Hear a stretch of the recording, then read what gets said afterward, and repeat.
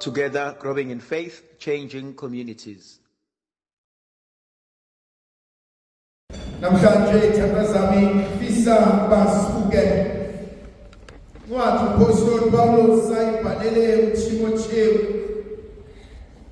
Apostle Paulo sithi thandazami uma ebhala incwadi balela amabandla ahlukene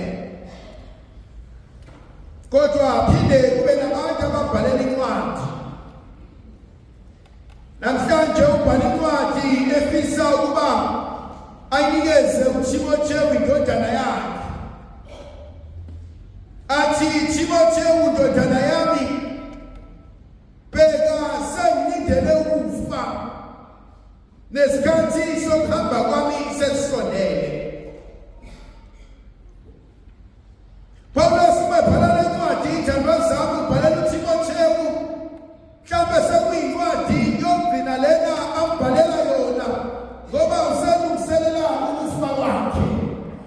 Uyazi ukuba ukufa sekuseduze.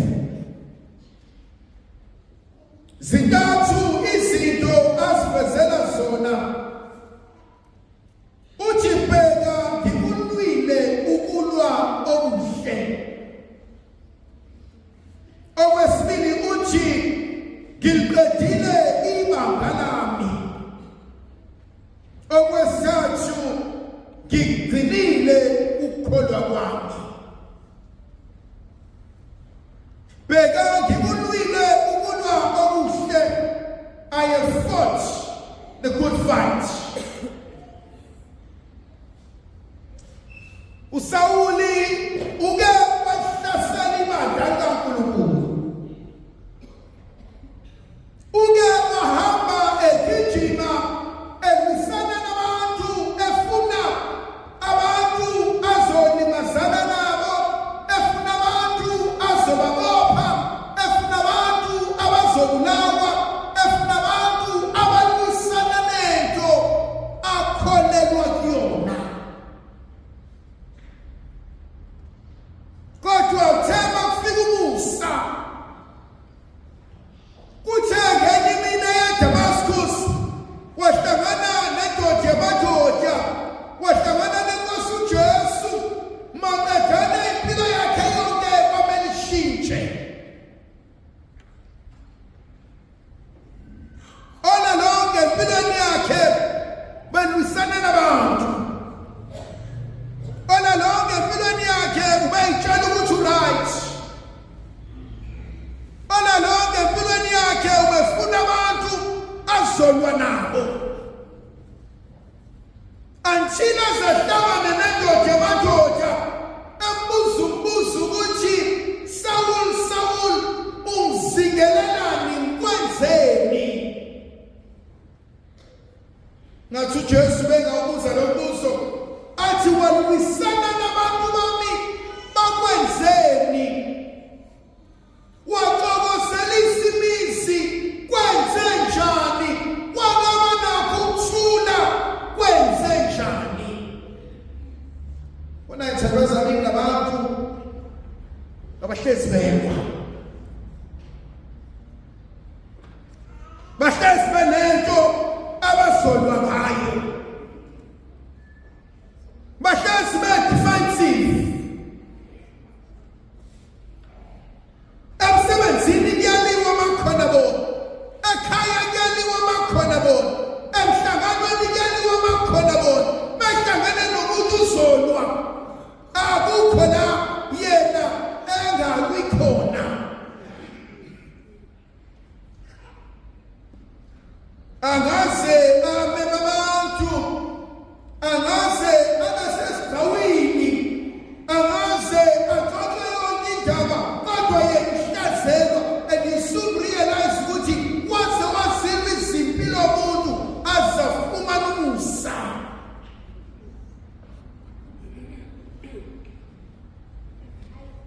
Asuke kubo bonke labantu athi ngicela ukuyibheka mina uqobo lwami njengamanje.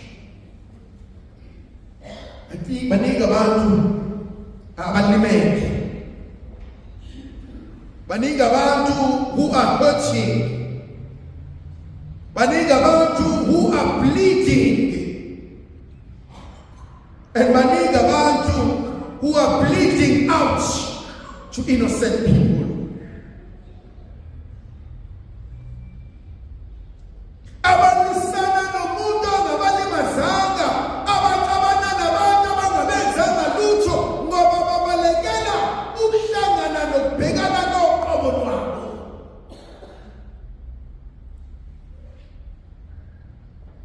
Abanye abantu who are always victims. Khona abanye abantu who always complain. Khona abanye abantu the moment bevula imilomo khona into wrong esiyenziwe kubona. Khona abanye abantu mina ngiyahlushwa, mina ngiyazondwa, mina ngithandwa, mina ngafelwa indoda, mina ngigananga, mina ngafelwa unkosikazi, mina ngafelwa abantwana, mina ngashonelwa abazali, mina ngiyintandane, hlezi ngingaye. Right up until umuntu afumana umusa.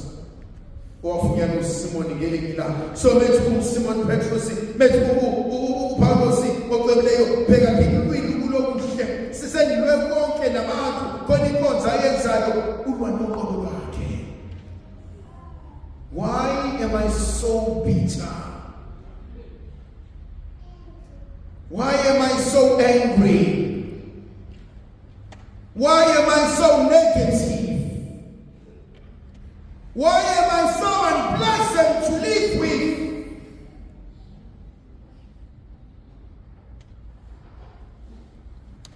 Sithi sinto umuntu inkosi usazi. Kodwa futhi sithi sinto iqaqalisizwe. Ukuthi mhlawumbe kwesinye isikhathi bonke labantu engibisana nabo zonke lezinto ehlezi ngithi zenziwa mina mhlawumbe iningi lazo zisuka kumina. Khona le nkonzo ayivusayo uPaul Paulos, inkonzo yokubheka mina uqobo lwami, inkonzo yokuba ngizehluke mina uqobo lwami, inkonzo yokuzelapha mina uqobo lwami, inkonzo yokubhekana nesiqu soqobo lwami. Athi ngikulwini kulokuhle. Khona umzekelisi esaxoxela wona sisabancane thuba ubhizi ufundana nephepha. Bese kuqhamuka ingane lokhu imphazamisa ubaba ufuna ukufunda iphepha, ingane ufuna ukudlala naye. Thimeyisuka ubaba ebese efula iphepha kone there were countries of different nationalities and asika lezithombe zalezizwe ezihlukene axova fake esitshela ningi ingane athi mntanami hlanganisa lawo mazwi usho ukuthi leli livelaphi athi uqeda ke kulungile sohlala nawo ubaba hamba yofunda iphepha athi baba obviously ngeke kuye lo mntwana ezimini, but only after a few couple of minutes ingane kuye ithi baba nasi isithombe athi baba everything is perfect. Athi baba balusayingane wazingane athi baba ade ngihluleka ukwenza yonke lento kodwa bangibhenya ngale ngibone nesithombe somuntu mangisihlanganisa lesi sithombe sika Jesu mangithi yonke into perfect. But the point is not about put Jesus in order, then everything is in order. Maybe let me put myself in order, then Abana will be at peace with me.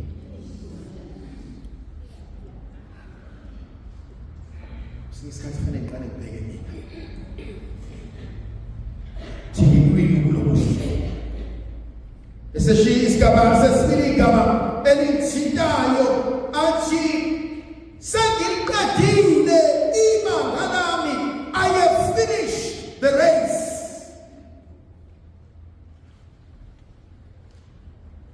Athi there is a race that I must run.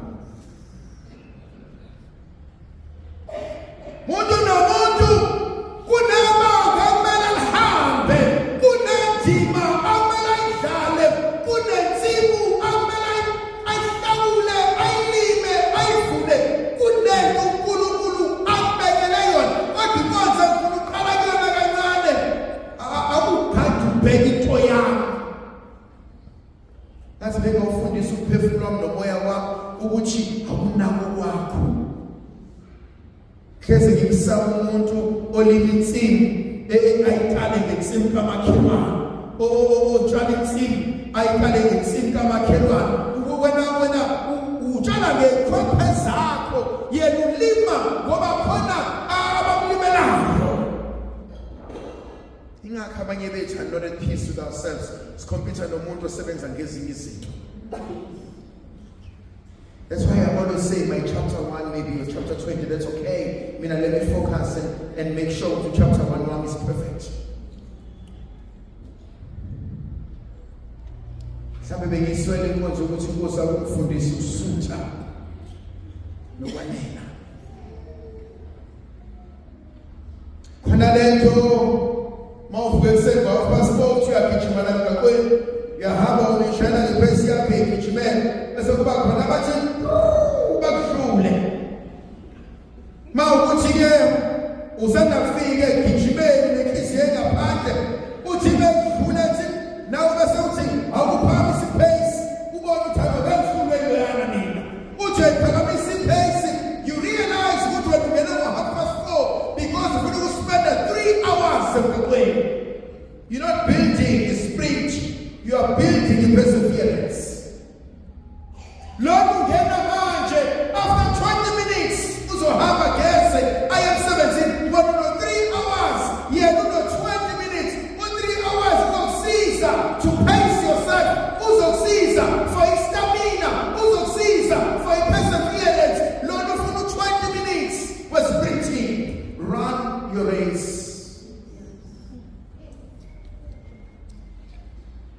Usain Bolt is one of the fastest sprinters, but he will fail if you ask him to do a 5-kilometer run because he's not built for that. And he gave food to Shaman. He had now, program, this is mine. This is my specialty. Now, kunohlobo oluthathu labantu abakurace. Khona ama-spectators othi ukugijima usaqhamuka kuthiwa well done. Kuthiwa mfana ususikhokhile isikweletu, kuthiwa qhubeka, kuthiwa well done, kuthiwa keep it up, kuthiwa sewuzoqeda, athi ungadikibali, go boy, athi qhubeka mfana ngithi qhubeka. No, there are spectators who cheer you up. Abakwazi. But but you can make it. But you know, don't give up. And you still have this. You have spectators who run with you. Then they leave you, but they are there to support. That's the first group. They are your cheerleaders. Then there's a second group. From a bar of soap. As you are coming to your kitchen. So let's do the next way.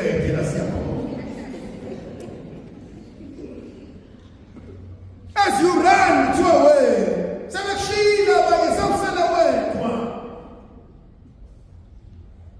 there are people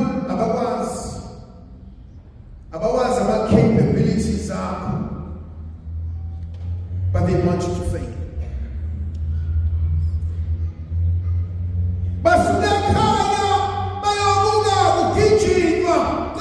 Along the way they decide whether you are not meant to finish this race. How many months, how many years you've been training for this race, and yet God are willing to tell you,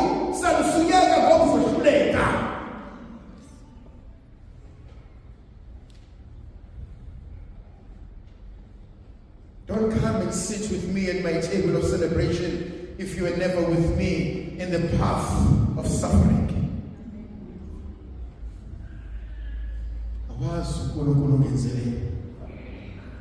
So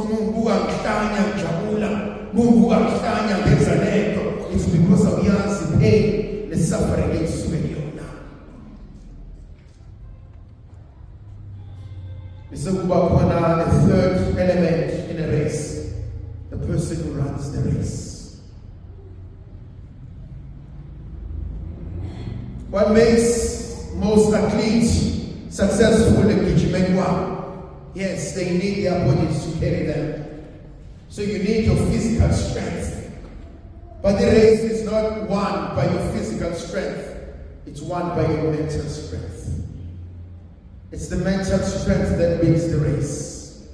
When you feel the pain in your body, your mind must distract you to something else so that you push one by one.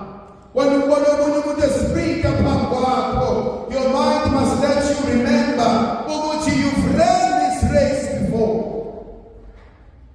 Ngesikhathi ngisagijima kwakuthi la sekhathala khona bese ngiyawukhumbuza umzimba wami ngithi mfana, you've ran more than 30 kilometers a day. You can do this. Umzimba wami gives up and I tell it and I say you've done this, you've carried this body for more than 30k, you can do this. What is this? This is nothing. The second thing that kept me going as I would run, we've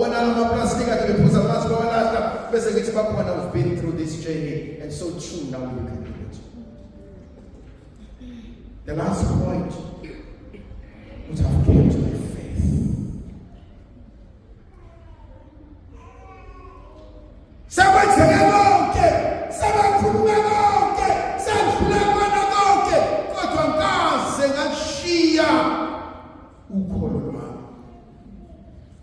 Ngathi ngiyambona uPaulos ekhuluma noTimotheo athi indodana yami uzohlupheka, athi indodana yami bazokuzonda, athi indodana yami uzoxakeka, athi kodwa khona konke. Don't forget who you are. Isithando seso. Ndlovukazi yethu lebe nathi sibusiso today. Mayisikhathi selisika manje nomusa uyisene indodana nomoya othembileyo.